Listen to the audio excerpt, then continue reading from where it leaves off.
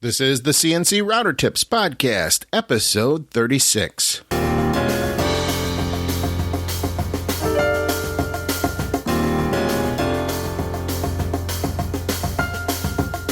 This is the CNC Router Tips Podcast, a show which answers one question from you, the listener, about CNC router tables, CNC software, hardware, web hosting, and business. I'll help you get started in your CNC hobby or business and help you cut through the confusion. Today's episode is sponsored by themakersguide.com. The Maker's Guide. Useful tools for makers. Hello, everyone, and welcome to another episode of CNC Router Tips Podcast, where we share with you some of our best tips and tricks for using your CNC router table for business and fun. I'm your host, Bill Griggs, and welcome to the show. Now, today we're going to spend a little bit of time talking about an issue that comes up a lot of times with people who are building their own CNC router tables. I think you're going to enjoy this information, and it may be some stuff that you hadn't thought about previously. But I think this will be helpful in anybody because you can use this skill to help troubleshoot an existing pre-built machine as well. Now, before we get going on today's episode, I'd like to give a shout out to the winner of the VCarve Desktop Software Drawing, Brian Wrinkle. Now, Brian sent me a quick note in the Facebook group to thank me for the prize, and I'm going to read that to you. It says, "Thank you, Bill Griggs. I received the copy of Vectric's VCarve Desktop yesterday from the contest, and I'll be visiting my local makerspace tomorrow to present it to them. They are thrilled to have it, as they're in the process of building a desktop CNC, and this is helping them out immensely. And I'll see if I can get some pictures tomorrow and post them." And then he sent another picture with the folks in the makerspace, and the head of that project is Ann Hettinger, which is a man's name, at the Urbana Makerspace. And he's the one who's building the desktop CNC for the use of the folks at the Urbana Makerspace. And I'm very glad that the software is going to be put to use and that many people will get further exposure to the great software that Vectric puts out. So, good luck, guys, on your build, and please keep us advised and send in a photo or maybe a video or, a voice message. If you want to leave a voice message, you can do that at cncroutertips.com/askme, and we'll put that on the air. So thank you, and congratulations once again, Brian Wrinkle and the folks at the Urbana Makerspace. Some of you may be wondering what a makerspace is, and just a very brief description of a makerspace is it's a place or a club where people can go to learn to make things or to share their skill with others. And these clubs typically have communal or community equipment that is there. So you might have an entire wood shop there, or metalworking shop, sewing machines, electronic soldering equipment, pretty much anything you can think of that a person might not be able to afford on their own, but would like to use. And so these makerspaces allow people to, create pretty much whatever it is that they want, without regards to having to worry about going out and finding someone in industry to do it. And so these things are makerspaces and hackerspaces are sprouting up all over the world, not just in the U.S. And they're really nice. In fact, where I live, there are two makerspaces currently. One is run by Syracuse University, which is very nice. And there is also one called the Salt Makerspace, which is also very nice. Now, each of these has a different feel and a different set of tools. The Syracuse spot is very heavily into 3D printing and has numerous machines that their students are able to use pretty much whenever they like. to complete any projects they want or just for their personal time frame. Now, the Salt Makerspace is a paid membership site where members can go in and make whatever they want. There's laser cutters there and lathes and welding equipment, sewing machines, you name it. They've got quite a bit of equipment there. And while I was in Chicago at the Podcast Movement Conference, I had a chance to stop in at the Pumping Station One Makerspace in Chicago, and that was a fantastic place. In fact, it was one of the nicer makerspaces that I've seen. They had a very large woodworking shop with very active membership. They have a ShopBot 4x8 CNC router there. There are 5 or 6 smaller CNC routers also there, mostly from Inventables, the XCarve and the Shapeoko and that sort of thing. So they have a very active community there, and they're currently in the process of building another CNC router table there as well. So, shout out to the folks at the Pumping Station One Makerspace. I intend to have one of their members on the show in the future. If you're wondering whether there is a makerspace near you, one resource that you could use to find out is the Maker Map. And you can go to themakermap.com, and it will show you a graphical illustration of all the makerspaces that are listed on their site. And there are quite a few. I will put a link to that on the resources page and in the show notes for this episode, which will be cncroutertips.com/36. So that's the makermap.com. Now let's get on with our question. Today's question comes from Bryce Stoddart from Australia. Hi, Bill. My name's Bryce Stoddart from Australia. My question is, do you have any tips or tricks on aligning the rails in both directions and either side for a homemade CNC? Thanks very much. Thank you for that question, Bryce. It's one that comes up quite frequently when people are building their own machines, but is seldom addressed when you buy a ready-made machine because you assume that it's already been taken care of. Your question involves the linear rails of the CNC machine, and those are the bearing surfaces that the moving parts of the machine operate on. And it's very important that they be parallel to each other, because if they're not, it can cause binding or pinching as the carriages move from one end of the machine to the other. So you want these rails to be as parallel as possible. And you also want them to be aligned horizontally, so that they are at the same height. And it may seem counterintuitive, what I'm about to tell you, but you'll find that getting these two separate rails into alignment can be quite a chore if you're just focusing on the rails. The logical place to start, and this is an issue that unless you're thinking about it ahead of time, you probably wouldn't know, is from the ground up. Now, my machine is in a conventional 2-car garage, and the floor of that garage was poured concrete, and I assume that the people who poured the floor did a good job. But if they didn't, well, there will be peaks and valleys all throughout that floor, which is normal because in most cases these floors are done by hand.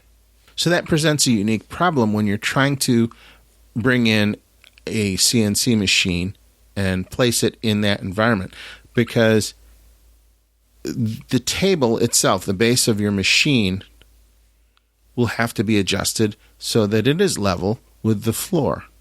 And if you're going to be doing this with a portable CNC machine that you're going to be wheeling in and out, you will probably never, ever be able to get the rails close to being parallel. because the floor, wherever you set it up, will be different, and you would have to make minor adjustments to your machine every time you moved or rolled this machine around in your shop. So what I suggest is, and this is the case for most larger machines, that wherever you're going to set up the machine, be in a permanent location, or one that you can easily return the machine to in the case of a non-portable machine. So, you may have to paint some location indicators on the floor. Okay, but let's just assume for the moment that you have a machine that is going to stay where you put it.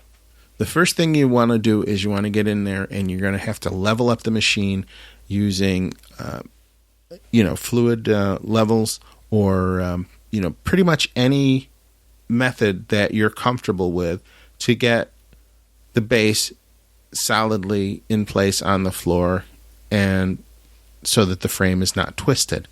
And you can take all sorts of measurements to do this, but it's going to be a process. But it can be done, and it is worth the time to do so. So once you have your base established on your floor in a location that it's not going to move from, and you've got that level, then you can start to think about the rails. Now, the rails will need to be mounted to the base somehow, and that is determined by you, based on the construction that you're using. But what I suggest is you start with one rail and use a known straight edge or a known measuring device to set that first rail into position as accurately as you can, because you're going to use that rail as the basis that you measure from. So let's assume for a moment that you're able to get your first rail firmly mounted, and that it is running parallel with the base, and it is level, so that you're getting the same height at the front of that rail and at the back of that rail. Okay.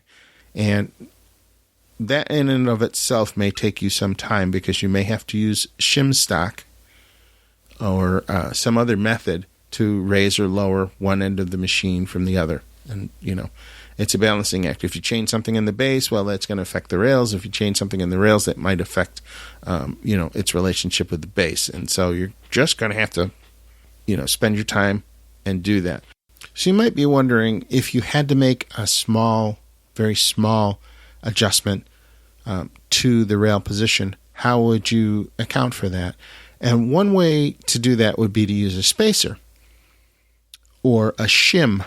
And shims are very thin pieces of material that you can put between two objects to space them out, or to move them slightly.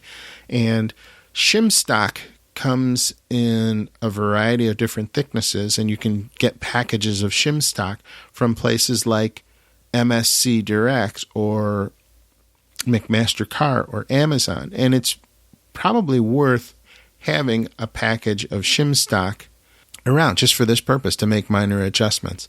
And so I will put a link to where you can find shim stock material, because it's not generally something you can run to the local auto store and pick up. It is not as common as it used to be. So I'll put a link to that in the show notes at cncroutertips.com/36. Now, there are some equipment that may make your life easier as you're trying to do these next steps, and that is the use of a test indicator and a base for that test indicator.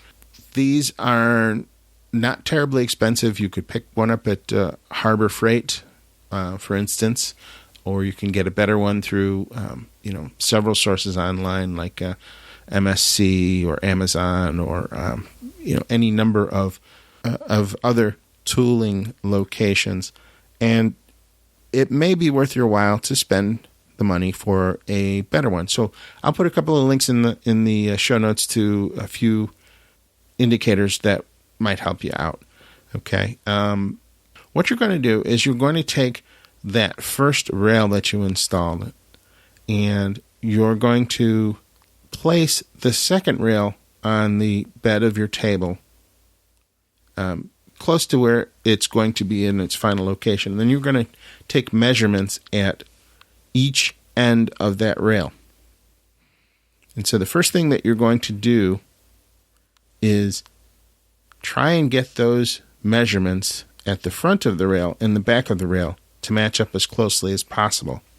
And once you've done that, you'll bolt that rail in place loose enough so that you can still make minor adjustments, but tight enough so that it's not, flopping all over the place. Okay, and then you'll take your test indicator and you will measure from the first rail that you started, the fixed rail. And you will use the dial indicator to get your measurements and to see how much it varies from one end to the other. And you make your minor adjustments and then you'll bolt it down. Once that's done, you're going to have to figure a way to measure the height of both of those rails. And probably the quickest and easiest way is to measure from the ground up, but that may not give you an accurate measurement because your floor may not be at the same level in both places. So you could use something like a spirit level or a carpenter's level, one that is as wide as you can get it so that it spans the distance between those two rails. And you place it on top and adjust it until the bubble is centered. So there's a lot of back and forth on this. There is no easy way to do this and have accurate results, but it is worth the time to do these things. One other test that we used when we were establishing, the rails on our machine was we took a piece of string and we went from the front left side to the back right side with that piece of string, and we tied it down. And then we took a second piece of string and we did the same thing from the front right side to the left back side. And if we had adjusted the height correctly of the two rails, the two strings would touch in the middle of the table. If there was a gap when we were done, then that meant that the two rails were not level over the length in comparison to each other. So that is one trick that you can use. For most of us, that's about as far as we can go to get these things in alignment. Now, if you've got access to commercial grade machines, or somebody you might be able to get them to come out with a portable CMM, like a ferro arm. Those are extremely expensive and not something that you see every day. But when we were working on our project at Morrisville State College, we had a local manufacturer come out and bring their arm, and we used it as a lesson for the students to show how you would take very accurate measurements of things. And they measured our machine for us, and we were able to get final adjustments done with it. And it was really pretty impressive. Now, I'm not suggesting that local industry will lend out a several $1,000 piece of equipment and the technician to run it for your home hobby. But if you're doing something in a commercial area, maybe with a makerspace or something like that, there are possibilities. All you have to do is ask some of these local companies in your area, and they would possibly be very willing to help you.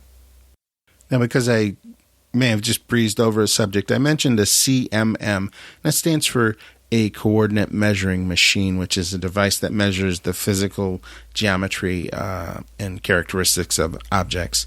Not something that's portable in most cases, but it is something that most machine shops would have. I'm not suggesting that you take yours down there because it would, in all likelihood, your machine would not fit on their CMM. And also the chances of someone bringing their Fero, F-E-R-O, ARM, CMM to your shop are probably pretty slim because they're $20,000 or $30,000 each. So, just food for thought. Bryce, I hope that this at least gives you some place to start. I know this is a difficult topic, but I don't think it's beyond anyone's capabilities. It just takes a lot of time and a lot of thought. And, you can do this. It's not as bad as it sounds. So take a few measurements and see where you're at. I think you'll be fine.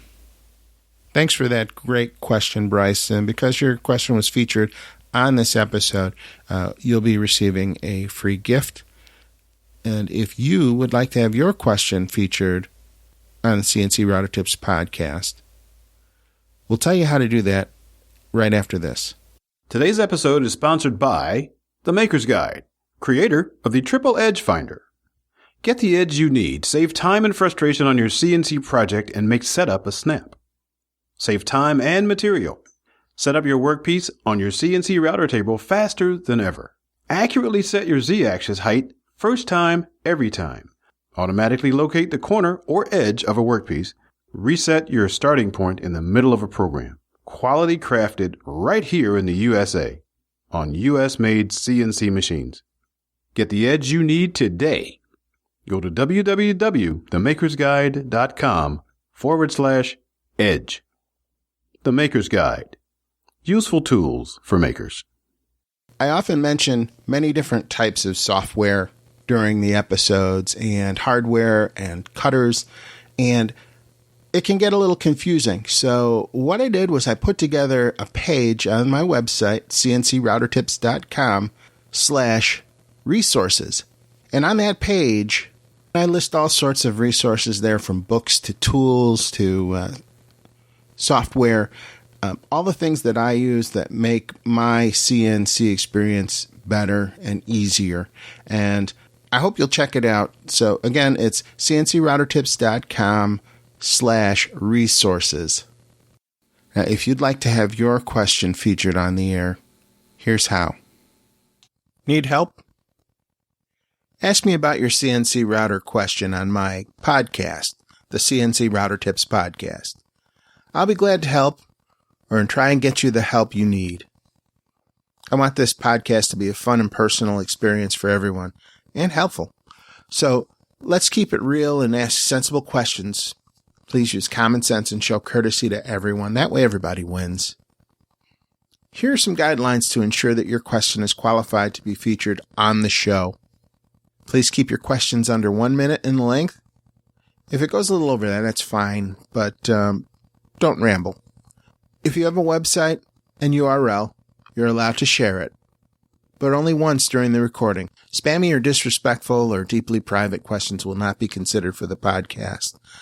If you need to ask more than one question, just make each question a separate voicemail. Thanks again, everyone, for tuning in and listening to the CNC Router Tips podcast.